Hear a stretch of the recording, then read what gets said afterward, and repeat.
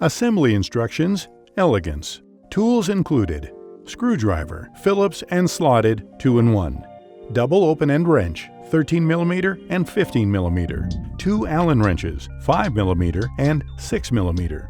Tools needed: scissor and bike pump. Step 1. Unpack the e-bike. Pull the frame and all parts, charger, seat, toolkit, keys, fuse, manual, nut caps, rear cushion and pedals out of the cardboard box. Separate bike from foam padding.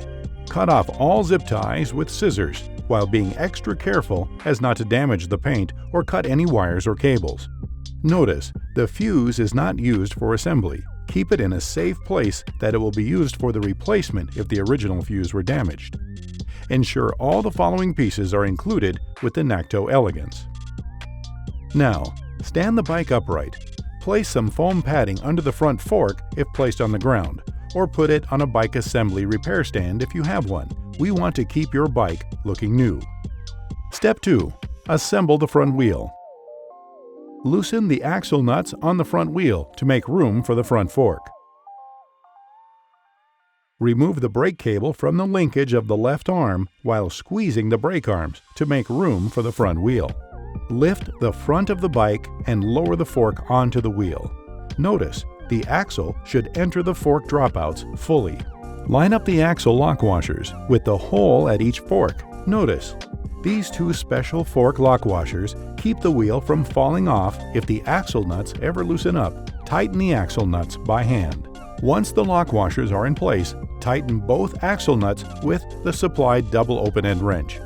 Notice, before doing the final tightening of the axle nuts, make sure the wheel is square and true with the forks. Push the black plastic caps onto the axle nuts. Put the brake cable back to the linkage of the left arm while squeezing the brake arms. Step 3. Install the handlebar. Insert the handlebar stem into the clamp. Install the handlebar stem together with the clamp onto the steer stem. Set the stem to the desired height, but not exceed maximum height or minimum insertion. Align it with the front wheel. Tighten the bolt at the clamp with the supplied Allen wrench. Perform a twist test. Brace the front wheel between your legs. Switch hands so the opposite hands are pushing and pulling with about 20 pounds of force. Make sure the handlebar and front wheel are still properly aligned. Repeat the twist test, pushing with the opposite hands. Step 4. Install the front fender and headlight. Remove the fender and headlight mounting bolt from the fork arch with the supplied screwdriver and set aside. Place the fender in position. From the back of the front tire, pass the front fender mounting point under the front fork arch. Attach the headlight and fender to the fork arch. Pass the bolt through the headlight mount, fender mounting point and fork arch mounting point. Notice, the fender bracket should go in between the arch bracket and headlight bracket. Thread the lock nut at the bolt end and tighten with the supplied screwdriver. Attach the fender mounting arms to the front fork. Remove the mounting bolts from the fork. Pass the bolt through the arm mount and fork mounting point. Ensure the fender is centered and tighten both the mounting bolts. Center the headlight and adjust the angle slightly downwards to illuminate the road ahead and not blind oncoming traffic. Use the supplied Phillips head screwdriver to loosen the headlight angle adjustment bolt. Tilt the headlight to the optimal position and then tighten in place securely. Step 5. Adjust the front brake system. Notice, the adjustment of the front brake system is not easy. The following steps are only a general guide. If you are not sure you have the experience, skills, and tools to correctly perform all steps, consult a certified, reputable bike mechanic to assist with it. Pad adjustment. Remove the brake cable from the linkage of the left arm while squeezing the brake arms. Loosen the pad mount, bring the arm and pad to the rim and adjust. Locate the pad to the top edge of the braking surface.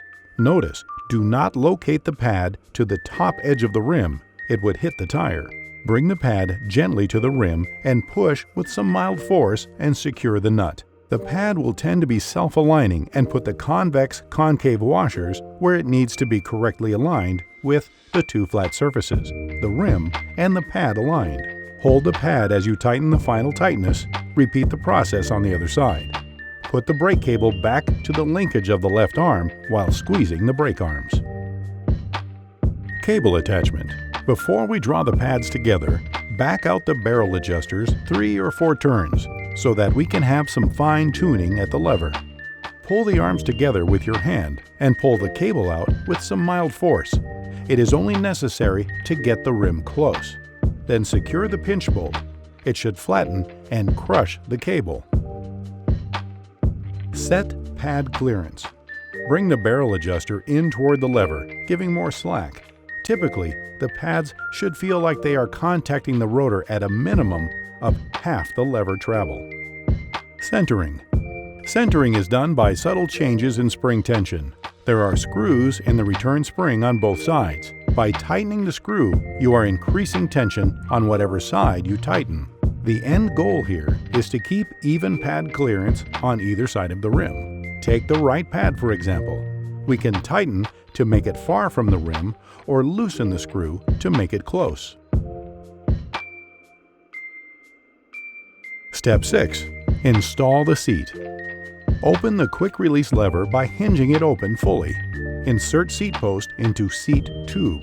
Adjust the seat post up or down to a comfortable height, while ensuring the seat post is inserted into the frame past the minimum insertion point. Close the quick release lever to secure the seat post and check that it cannot move. If needed, use the thumb nut to add tension to the clamp so there is some resistance when the lever is in line with the clamp bolt. Step 7. Install the pedals. Locate the pedal with an R stamped into the end of the pedal axle, which indicates it is the right pedal. The right pedal goes on the crank on the right side of the bike. The remaining pedal, with an L stamped into the end of the axle, is the left pedal. The left pedal goes on the crank on the left side of the bike. The right pedal is threaded to tighten by turning clockwise. The left pedal is reverse threaded and tightens counterclockwise. Carefully thread the pedal onto the crank by hand slowly. Further tighten with the supplied double open-end wrench. Do not cross-thread or damage the threads. Step 8. Install the cushion. Unlock the lock catch. Put the cushion on the rear carrier. Lock the lock catch.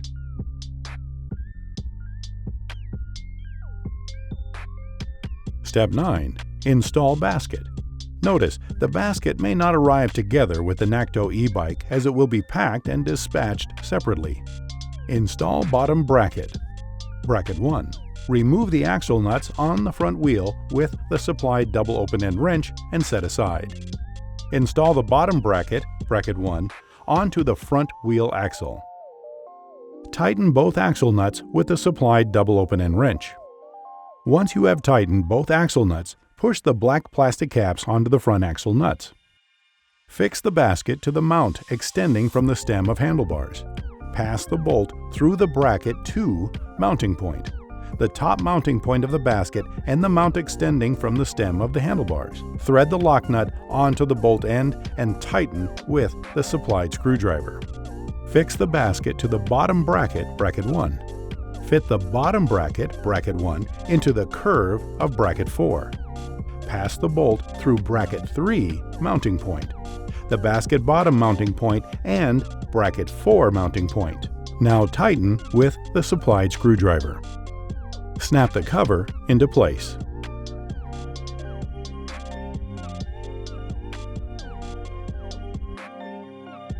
Step 10. Inflate the tires. Check that the tire beads and tires are evenly seated around the rims. Use a pump with a Schrader valve and pressure gauge to inflate each tire to the recommended pressure indicated on the tire sidewall. Do not overinflate or underinflate the tires. Step 11. Charge the battery. Operate the electrical system when the battery has been adequately charged and the battery is secured to the frame mount. Your Nakto bike comes partially charged. We recommend you connect the charger input plug one 10-220 volt plug to the power outlet for 3 to 4 hours. The charger light will go from red to green when it is fully charged. Step 12. Ensure all hardware is tightened properly following recommended torque values.